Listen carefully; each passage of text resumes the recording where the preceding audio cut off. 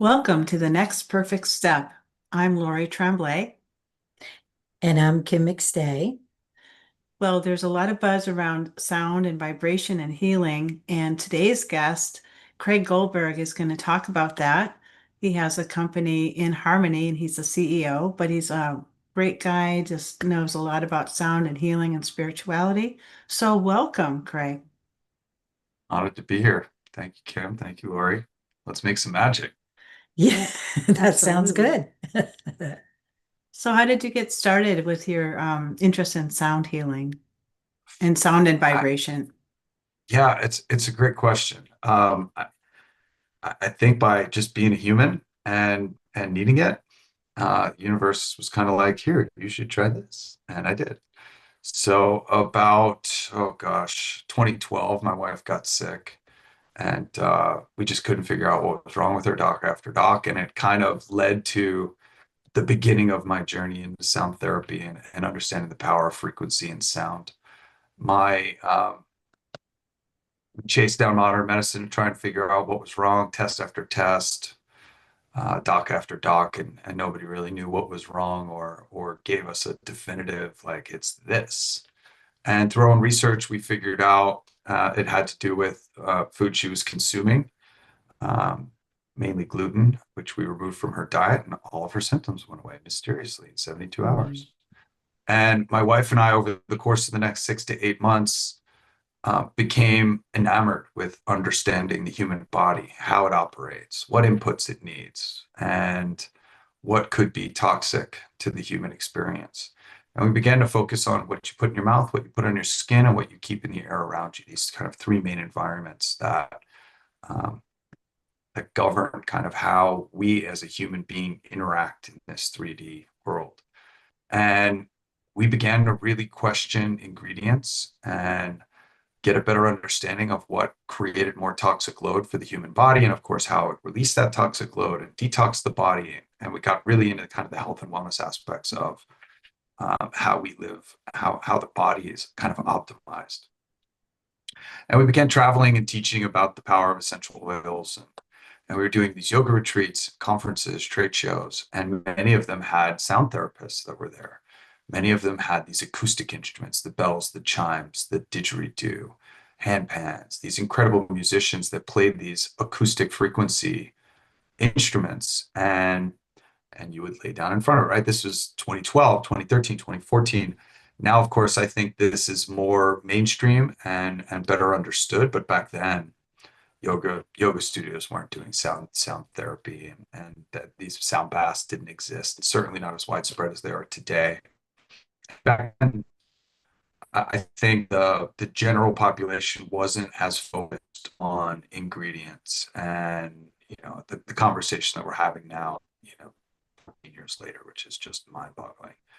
And I would gravitate to these musicians and these acoustic instruments. And I didn't know why I felt fantastic, but I knew that I felt fantastic, right? Anecdotally and in my own perception of my reality, I knew this was good and I want more. And a few years after that, it was October of 2016. I got a phone call from my now business partner who I had been friends with for years before.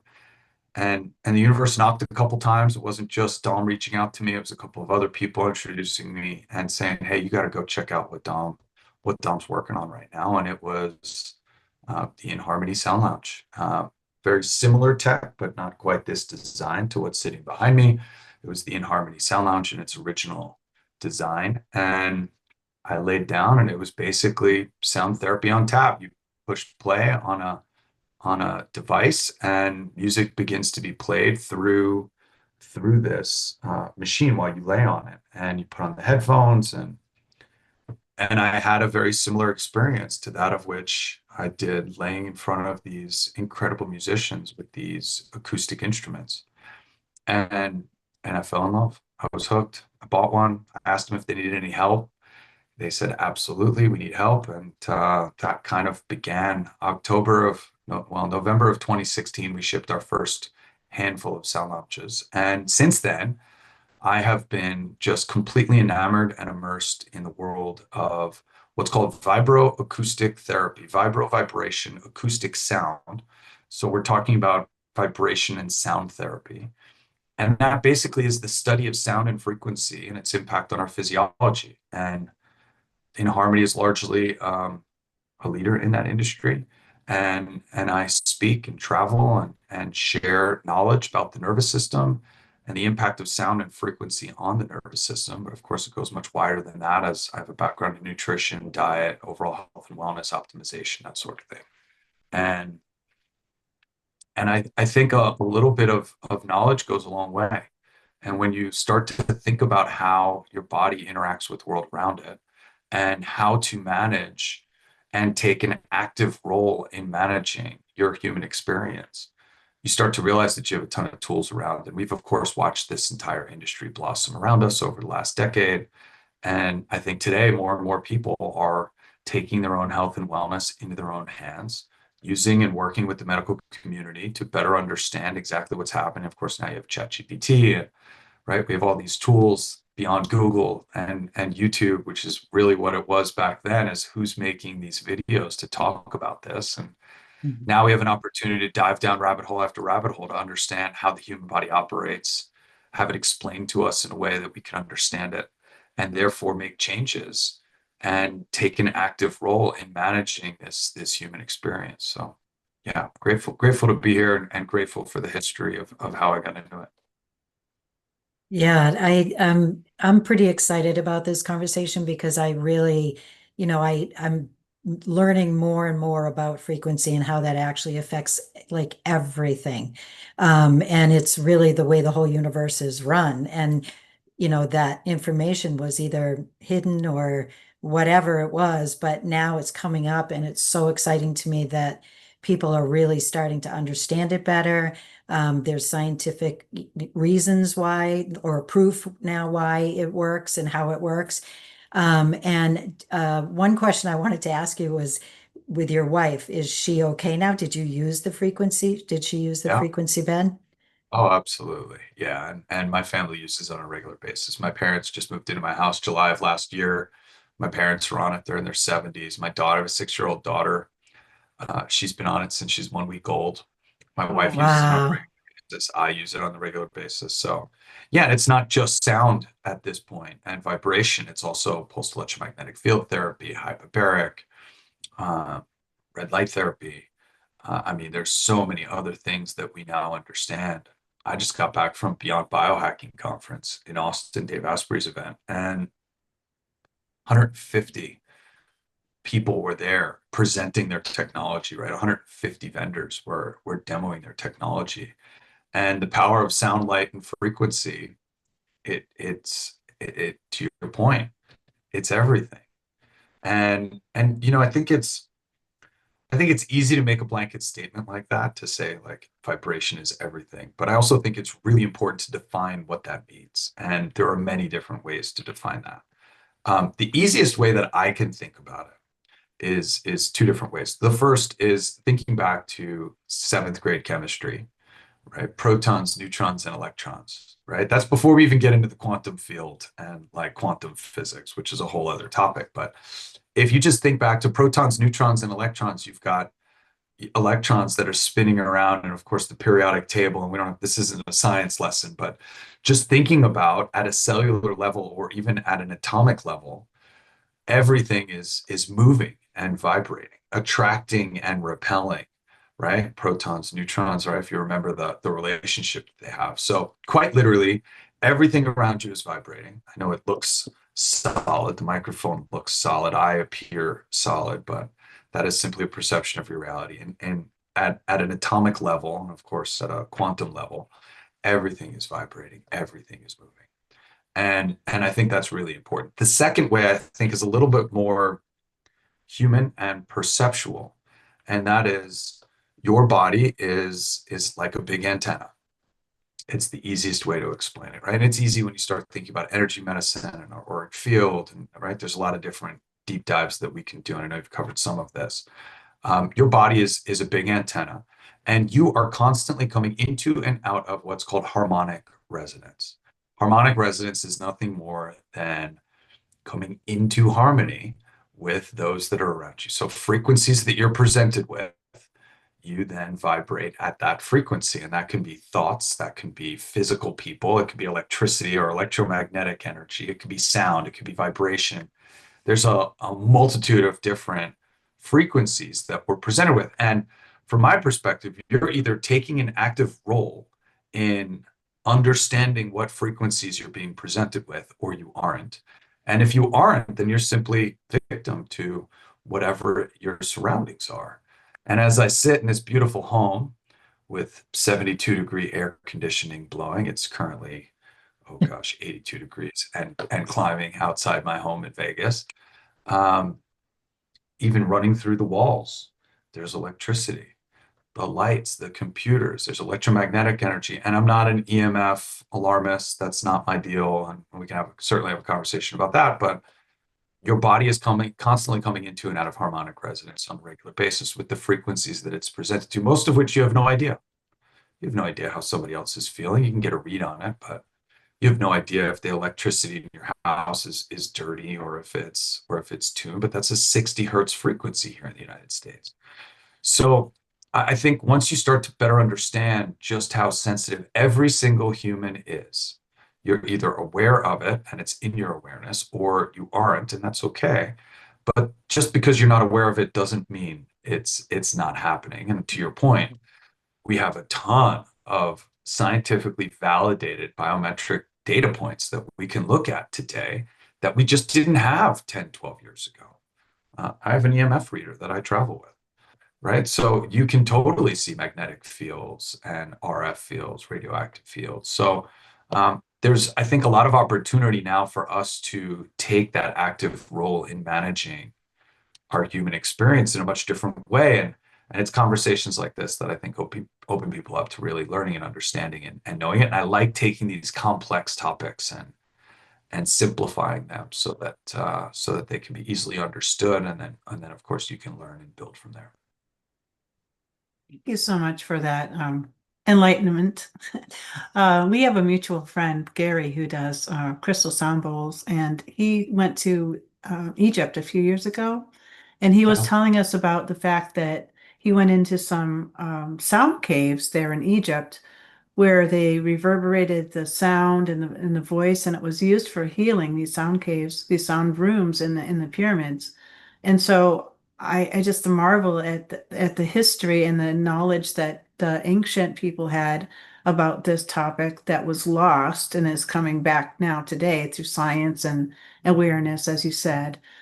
People are becoming it's more mainstream, and people are participating more in these sound therapies. So I think that's a wonderful thing. And what you're Lori, doing is great too. You nailed it. So look, the oldest vibratory tool and instrument on the planet is this right here, Hmm. your larynx and your throat box. Tuning. And human beings have been chanting and dancing and screaming and humming and toning for the millennia, right? And if you're not familiar with what it feels like just to hum to yourself, which vibrates your upper torso very nicely, I might add, the deepest that you can go, and it's obviously different for men and women. It's different for every human. You begin to realize how calming and comforting it can be. I had grandparents that used to hum and hold me when I was a kid, and it's so comforting and relaxing and calming. And what you may not realize is that just being around somebody with a deep voice, or being around somebody who hums or sings or has that angelic voice that you just can't stop listening to, or now we have obviously recorded music, and you can turn on Spotify and get a decent speaker, right, that has a nice low end response and enjoy those deep bass tones. I listen to Franco Hecki, his artist playlist on Spotify on a regular basis. It's my morning jam to get things going, and it's all what people would call spiritual, or at least I would call spiritual music. But it's mantras and him toning and singing. He has a beautiful voice. It's something that we can really enjoy and have been for millennia. Now we just have a better understanding and different tools that can help measure that biochemical and metabolic response in the body. Well, even cats, with the Yes. purring, the nine Hertz, lives, 40 I think hertz. that's what it came We're from, between 20 and 50 hertz, but on average, it's Is about that 40 what? hertz. Yeah, yeah. Absolutely. And, I've had cats that have helped me with certain, it's like they know where to go and they just purr and they lay on you and Exactly. purr. And it's like you just feel yourself healing. It's pretty I have a wild. I have a little doggy. His name is Zion, and he's laying on the floor behind me. And look, there's all sorts of science and research coming out now on dogs, and because I have a dog, I don't have a cat. Not a cat person, nothing wrong with it. I was around cats yesterday. They're brilliant. I'm just a dog guy.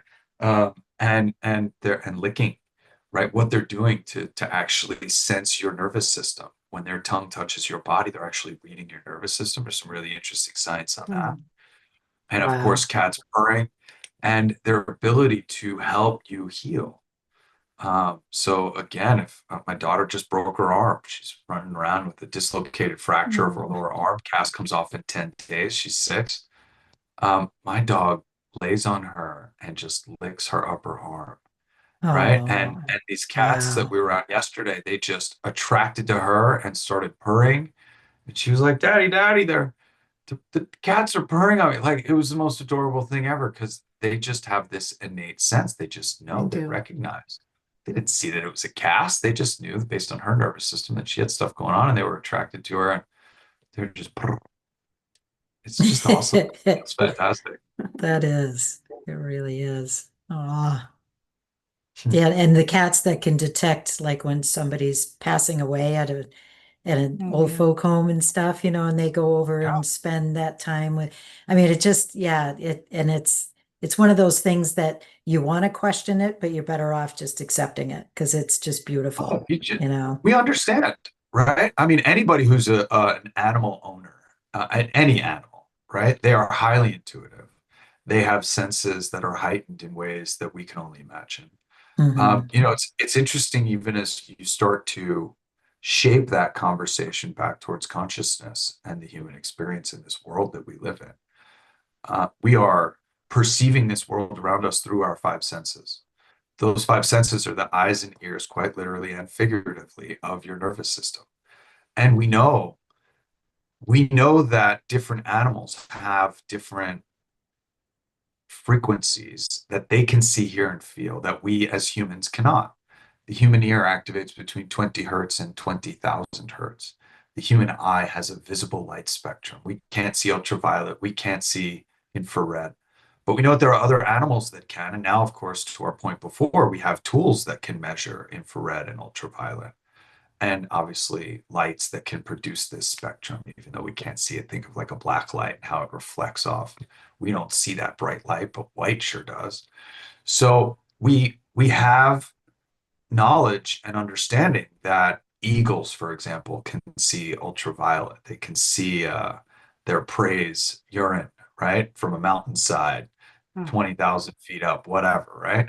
Like, so we understand that this reality is simply governed by the physical constraints of our 5 senses, what we can hear, what we can see, what we can smell, what we can taste, what we can feel.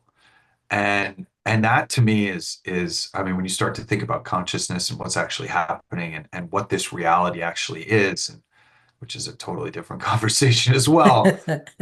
One of the ways that I think about that is through the eyes of various animals that can see, hear, feel, touch, taste different things than we can, and how this reality is simply a perception of the tools that we have to perceive it. And of course, that's growing every single day with more and more technology that gets developed to allow us to see infrared, to allow us to see at night, to allow us to see thermal imaging. It's just really cool. Mm.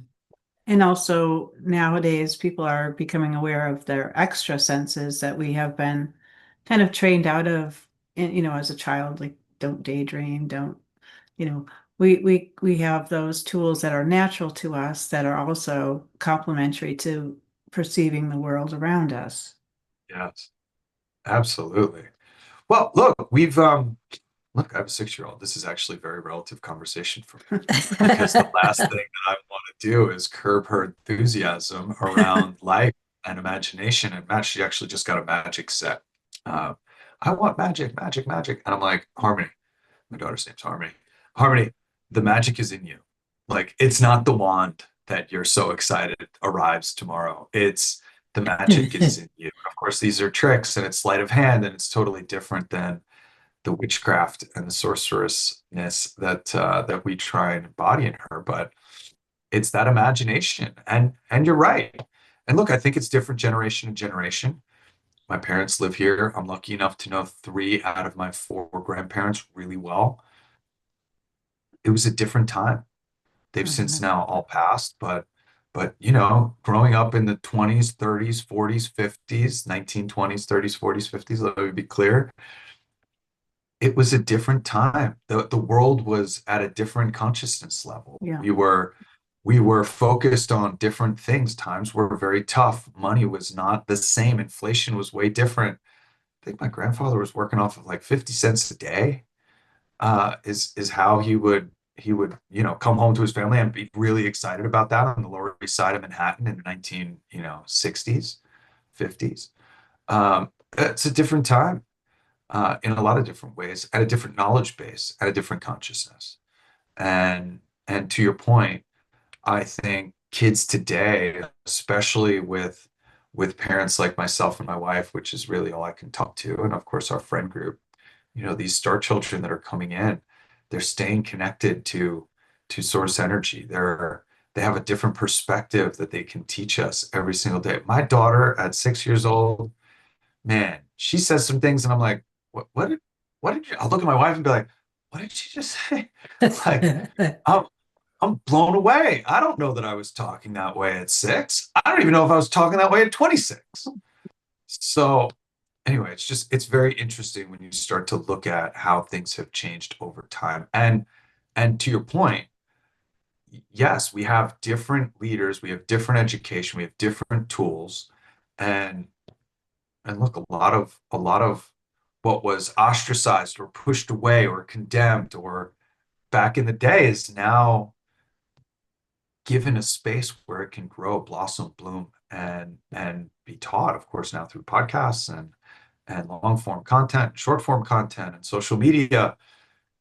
If that's information that you're interested in, all you have to do is adjust your social media algorithm, and you'll be presented with hundreds of, if not thousands, of people that will teach you about witchcraft and sorcery and all the Mhm. good things. Not in Salem anymore. That's where she used to live. I did. I absolutely love it. Yeah, we're both in New Hampshire now. So Ah, Kim one of has a my beautiful. favorite states. One of my favorite states. It's Is it? absolutely. Yeah, Oh my I goodness. agree. Yeah. I grew up on Long Island, and my wife and I lived full time in a motorhome for 2 years, traveling around the country. And Oh, I dropped her off in New York so she could work, and I had to get out of the big cities, so I just drove north. And she's like, "Where are you going?" And I'm like, "I don't know. I think I'm gonna go to New Hampshire. I'll just find a campground somewhere that's green, lush, and beautiful." Ah, one of my favorite states of the union. Yeah, and I'm really lucky because I live out in the middle of nowhere with my horses and yeah. my dogs, and it's just heaven. I pinch myself every morning. It's beautiful around here. Although Montana, I wouldn't mind living there too. That's one of my You favorites. know what? Anywhere in the north that's far away from the big cities where you actually get nature, Yeah. animals, 4 seasons. I'm in Vegas. I don't get 4 seasons here unless I drive to Right. snow. So I feel that. But yeah, it's look, there's a lot of nooks and crannies in this country that are absolutely spectacular, and traveling by car or RV is a phenomenal way to see it all. And I feel very blessed and very lucky to have had that opportunity to do that. And we still have a couple of RVs, and we still travel regularly, and Oh, it's that's really great. something. It's really something special. That's great. Mhm. You get to meet a lot of people around the country. Yeah, that sounds fun. Yeah, look, you get to live in the now and be Yeah. present. There's nothing like living in an RV or traveling on the road that keeps you very much Mhm. focused on the now and the present, right? You have weather, you have road conditions, you have your itinerary, you have time, you have food and gas to think about, like all these different things that just keep you hyper focused on what's happening immediately in front of you and what's next. And I just love the planning aspect. And yeah, it's really brilliant. Somebody told me that once their wheels up, I travel a lot for work, obviously, speaking engagements, events, and trade shows. Um, Somebody told me, and I agree with them, and I've adopted this practice, and that is once I'm wheels up to the airport, I am no longer on a timetable or a schedule.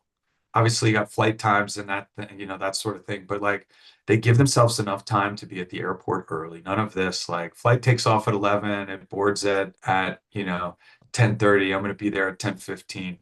No, no, no. I'm going to get there at 9:15 and just enjoy the airport and enjoy the resources there and the people and give myself plenty of time uh, to just fall into the flow of that particular trip without getting worked up and stressed out and anxious about running late or there's a line and I'll tell you, since I've done that, there's been no lines.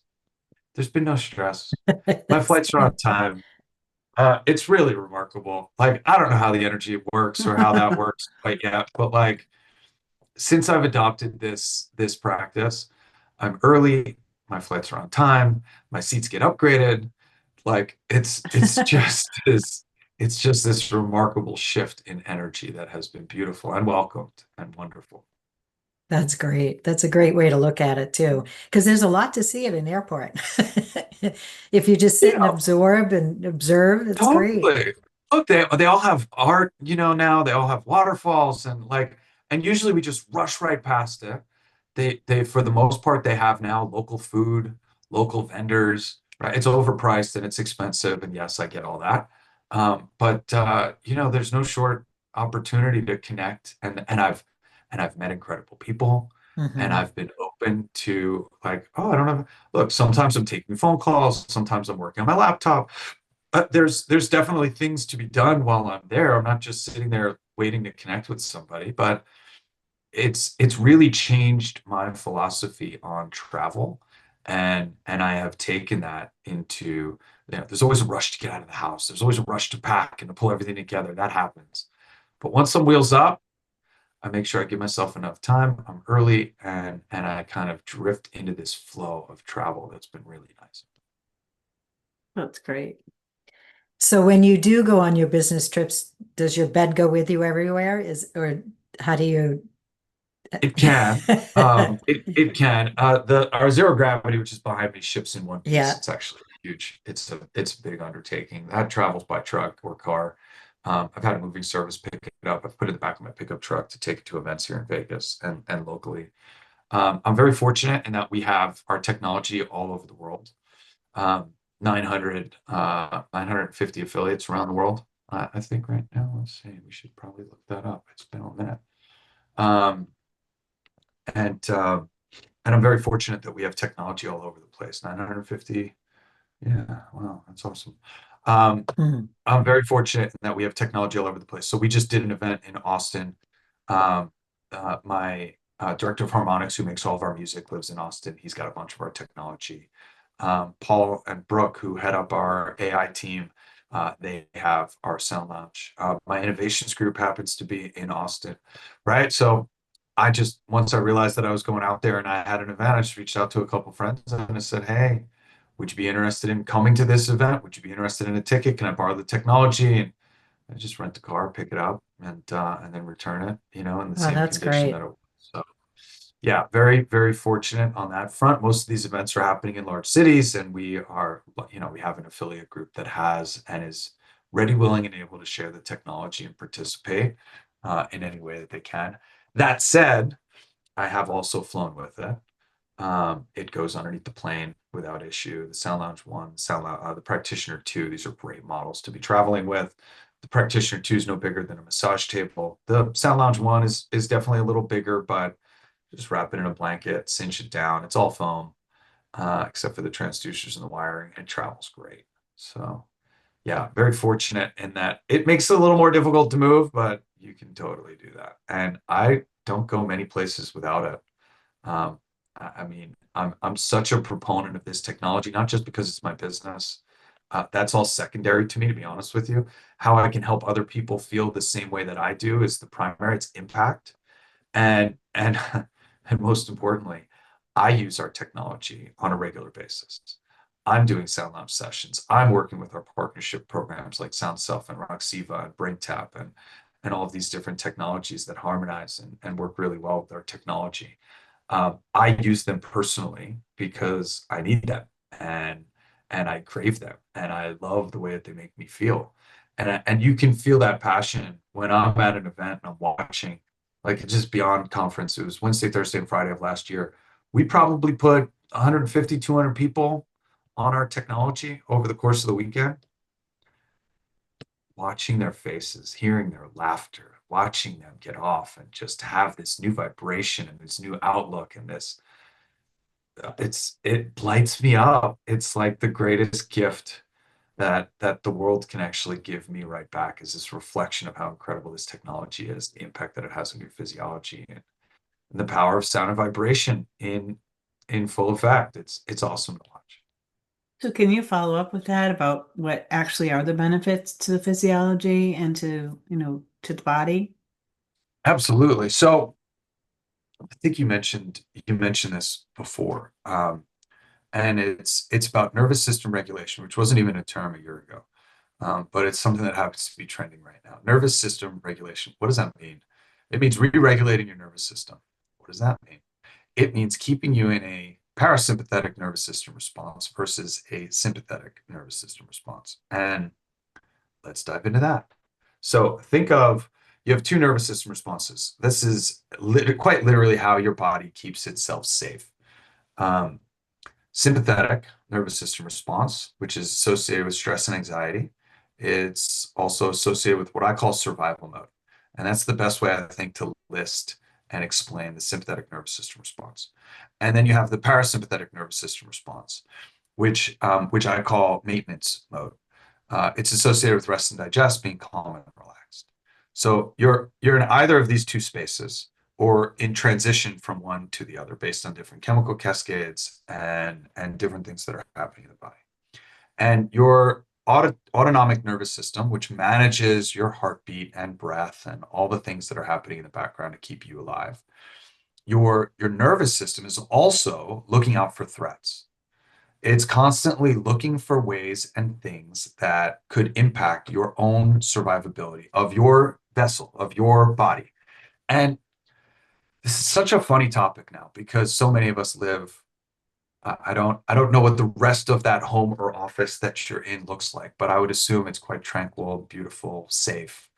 Uh, Aside from maybe a child running around and screaming, there's probably no life-threatening scenarios that are happening at your home. And for many of us, that is the case, right? We live a very safe lifestyle. When the doorbell rings, it's usually an Amazon package, not, somebody trying to break into my house, right? Especially when you live out in the country. And we live pretty safe lifestyles. However, your nervous system is still looking for threats like it was conditioned to do 500 years ago, 1,000 years ago, when you were sleeping in a cave. And it was a very real threat that a lion or a tiger, or I don't know, it depends on where you are in the world, a bear or a wolf would come and take you out as dinner, right? You're very vulnerable when you're sleeping. But now I sleep in a temperature controlled bedroom with frequencies playing in the background and it's blacked out dark and right, like all these different things. But your nervous system is still looking for threats. Your sympathetic nervous system response is still actively looking for threats through your nervous system, through your sight, your sense of hearing, your sense of touch, your sense of smell, your sense of taste. And that's quite literally how you perceive the world around you. So sometimes that sympathetic nervous system response gets triggered to a life-threatening scenario that isn't actually life-threatening, and others that are perceived as life-threatening. So your body has one response to stress. That's the sympathetic nervous system response, aka survival mode. And we're meant to be in that for short periods of time when we have to deal with a life-threatening scenario, an actual life-threatening scenario. However, reading an email, sitting in your bed from a job you don't like and a boss you can't stand, it's not really life-threatening. Now, Reading a text message that you've been let go or the company is downsizing, that could be perceived as life-threatening. You just lost your finances. You just lost your way to put food on your table, to keep a roof over your head. That's associated with survivability. But for the most part, the nervous system gets triggered for physical, emotional, mental, relational, nutritional, financial, all these different stressors that we're constantly being thrown at, and your nervous system really hasn't caught up with the world that we live in today. Any of those stressors come in, and you immediately go into fight or flight. You immediately go into survival mode. And sound and vibration is a tool that you can use to move back into that parasympathetic or that rest and digest or that maintenance mode. And here's the important kicker. I've just outlined kind of how we kick into that sympathetic nervous system response. And by the way, too many of us, myself included, are in fight or flight or survival mode from the moment we wake up until the moment we go to bed, every single day, day after day, week after week, month after month. And here's the kicker. Stress and anxiety is the underlying cause and influence that further exacerbates 6 out of the 10 reasons why Americans die from all-cause mortality today. You remove the stress and anxiety, you remove the chronic stress and anxiety day after day, week after week, month after month, and those reasons for death go away. It's that fundamental and foundational. We need to find ways that we can spend more time in that parasympathetic nervous system response, aka maintenance mode. And here's why. When your body is in sympathetic, when your body is in that stress response, it has a different set of priorities for the body. You're not maintaining yourself, you're surviving. And for a short period of time, when the adrenaline is flowing, when the cortisol is at its peak, and by the way, cortisol is great, stress is great. I'm not saying let's remove the stress. Stress is a good thing. I want us to respond to a stressor and then go back into maintenance mode. Because when you're in maintenance mode, your body is taking care of the body the way it's so eloquently and beautifully designed to do it. It's killing off dead cells, it's running ATP, it's dealing with detox pathways, it's doing all the things that it needs to do without getting backed up. By contrast, when you're in that sympathetic nervous system response, your body has a different set of priorities. So what are those priorities? So if you are in a life-threatening scenario, how much of your energy do you want to apply to save your own life? Give me a percentage out of 100%. How much of your energy would you want to apply towards that life-threatening scenario? Maybe 100. 100%.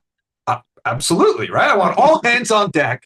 Let's deal with this, because if we don't, if we're nonchalant about it, if we're like, oh, it's not that big of a deal, and this life ends, doesn't matter the maintenance mode anymore. It doesn't matter because the vessel's not there. And of course, your nervous system knows that. Okay. So it's all hands on deck while we deal with the sympathetic nervous system response and we deal with the issues that we're having at hand. What happens when all hands are on deck and all of your energy is being pointed towards that? Well, the adrenaline starts to flow. That shifts energy from organs and maintenance mode into the muscle groups of the body. So you can fight or you can run. They don't call it fight or flight for nothing. That's exactly why it's called fight or flight. The second thing is it begins to divert energy from your brain. Your brain uses, on a normal day, your brain uses 20% of your total energy output. That's an expensive resource and a very valuable one, right? The supercomputer that is your brain. So when you go into fight or flight, when you go into that sympathetic nervous system response, your nervous system actually starts to shut down different aspects of your brain, including rational thinking, which is remarkable to me. So you don't need to think rationally. You need to stay hyper-focused on whatever that issue is, and it starts to shut down and remove blood flow from the prefrontal cortex, from all different parts of the brain. You keep your motor skills, you keep, right? So you can stay focused on that. Digestion is the second most expensive energetic resource in the body over the course of a normal day. The body can shut that down too, to divert that energy. You don't need to digest food. Whatever energy I have stored in my body, the adrenaline is going to handle whatever my energetic need is for that sprint, which is what it's designed for, right? For that sprint. It can turn off your reproductive organs. It can turn off your immune system. Again, the body and the nervous system says, hey, all hands on deck, divert energy. You're no longer maintaining your body like you are when you're in parasympathetic, when you're in that sympathetic nervous system response. And think of all the chronic ailments and issues. Think about how many people are dealing with digestive issues, reproductive issues, immunity issues, mental capacity and knowledge issues. And it all comes back, in some cases, to a dysregulated nervous system. What does that mean? That simply means that your nervous system is being triggered for life-threatening issues and scenarios that are not life-threatening. And you're staying there day after day, week after week, month after month. And sound and vibration is a really powerful tool. And light is a really powerful tool to bring you back on, to bring that parasympathetic nervous system response back online. It's an external trigger to an internal process that kicks into chemical cascades associated with a parasympathetic nervous system response, keeping you calm and relaxed, getting you back. Now, I can't change the world around you, but I can change the way you perceive the world around you. And as you start to think about and perceive and reflect upon the triggers that brought you into that sympathetic nervous system response, you can recondition your nervous system to stay in parasympathetic longer so that you can stay in maintenance mode more often, so that your body can perform the way it was so eloquently and beautifully designed to perform, with better mental capacity, a stronger immune system, better digestion, better reproductive possibilities, all these different things. If you're stressed and anxious and you're in that sympathetic nervous system response all day long, day after day, week after week, month after month, of course you're going to develop chronic ailments and issues. It's just how the human body is designed. This is the crux of what we do. This is the crux of my mission on this earth, is to teach people about what chronic stress actually does to the body and how we can mitigate that using sound and vibration, which is an external stimuli, the signal. We give your body the signal to relax. And we do that in a passive, feel-good, wonderful way by simply recognizing that you're stressed and anxious, or doing it regularly. Like when I first got my access to this technology, I was on it 3 times a day, 7 days a week. I just woke up, I got on it, I was in it at lunchtime, and I was on it at night, just to re-regulate my nervous system and use it on a regular basis. You can't overdo it. And now I'm probably on it 5, 6 times a week, but I'm listening to frequencies on a regular basis. I'm listening to music on a regular basis. And of course, I'm immersed in the science of what we do. Short story long, that's what we talk about, and that's the power of sound and vibration. So you lay down on this bed. There's an amplifier that's sitting. You can kind of see the bottom of it. You open up our music meditations app, which has 257 music meditations in it. You choose one, you push play. It doesn't matter which one. They all do a lot of the same things. You close your eyes for 22 minutes. You lose yourself in the music. You wake up feeling like $1 million. It's just that simple. With a calm and relaxed nervous system, you feel like and know that you can take on the world. With a dysregulated, triggered immune system and sympathetic, you feel stressed, you feel anxious, you can't think straight because of what's literally happening in your brain. And So do you can't get take people into your office, or do you sell the equipment great to question. people? It's a great question. So I am a certified vibroacoustic therapy practitioner, which just means I'm trained through the lineage of a gentleman by the name of Olaf Skill that has been studying this since the mid-1970s. 55 years of science and research goes into what we're doing, 50 years. I have plenty of people that come by my house. I don't charge for my services. I do make and manufacture this technology, and I share it so that people can bring this into their own homes. We have, as I mentioned, 950 partners around the world. Many of them do make their technology available for sessions. Many of them do have them incorporated into different businesses, wellness centers, med spas, chiropractic offices, massage therapy, acupuncture, acupressure, you name it, recovery and addiction. We have a multitude of different people, hypnosis, NLP practitioners will use our technology. So there's about 50% of our clients are businesses around the world that are selling our service and our products as a service. And about 50% are individuals that bring it into their home for themselves, for their families, for their communities, and for the people around them. A ton of nonprofits use our technology, a ton of veteran affairs and therapists in that space. I mentioned alcohol and recovery, athletes, yoga and meditation. I mean, there's so many different applications. One of the big challenges that we have in growing this business. We've been doing this for 10 years. We're largely a leader in the business. And all I want to do is teach, train, and educate on the power of sound and vibration. And hopefully folks will adopt it and bring it home. But really, that's not my mission. My mission is to teach people about the power of sound and vibration. You can go to our YouTube channel, inHarmony Interactive, and you'll find 11-hour music meditations that you can play and stream for free. You'll find our app, which is $8 a month, which is you get a free 14-day trial, full feature, all of our music meditations. You can try them and experience it. And I hope for $8 a month, people are like, hey, this music is going to help me with a set of headphones. We're listening to it through your phone. I'm on a mission to teach people and show people about the power of sound and vibration. You can go to my website right now, iaminharmony.com. You can look for the inHarmony locator. You can plug in your zip code and probably find a practitioner that's within an hour to 2 hours drive of where you live, anywhere in the country. Maybe not New Hampshire, like down in Boston. And I don't know how north you are, but we have tech in Maine. We have tech in New Hampshire. We have tech in Vermont. We have tech in upstate New York. We have our technology all over the world. I feel very blessed to have the network of people. To your point before, if I have an event in New York, I've got a half a dozen to a dozen people in New York that are really ready, willing, and able to give their tech to the proliferation of what we do. It's really awesome. That is, it's a lot more wide stream than I had thought it would be. So that's pretty incredible. 11,000 app users. Wow. I'm like blown away. I think that is. There's such a need for it. There's such a need. Yeah, there really is a need for it. You definitely. Indeed. And look, so many people that we know go to YouTube and stream frequencies. I leave it on for I do. Yeah, totally. Right? Absolutely. So we have a record label that makes music to drive the experience on our technology. And I said to Anthony one day, I'm like, Anthony, I'm listening to this. Let me see what the number is now, because I think it's absolutely interesting. I still listen to the same frequencies at night. They're not mine. I tried to shift my family to my own inHarmony frequencies, and it was Pavlov's dog is in full effect. We are trained and going 50 million views. That's funny. On this music meditation that I listen to. And it's 10 hours long.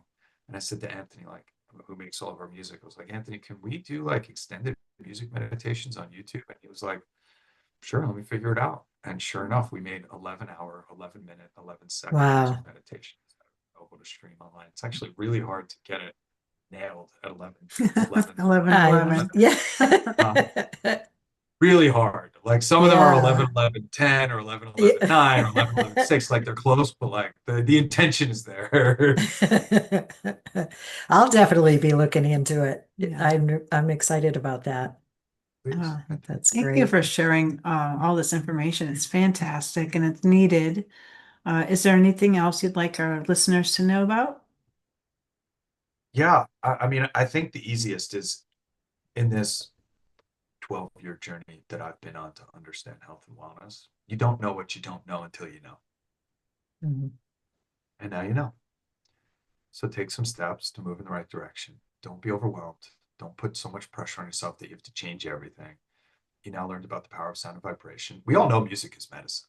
I mean, that's right. It doesn't matter what music moves you. Your music is medicine. Hip hop, house music, reggae, whatever it is. We all know we drop into a zone in a flow state when we're listening to music. And the reason for that is because you are coordinating what you're feeling, what you're hearing, what you're seeing, and the environment that you're in. And when you start to stimulate multiple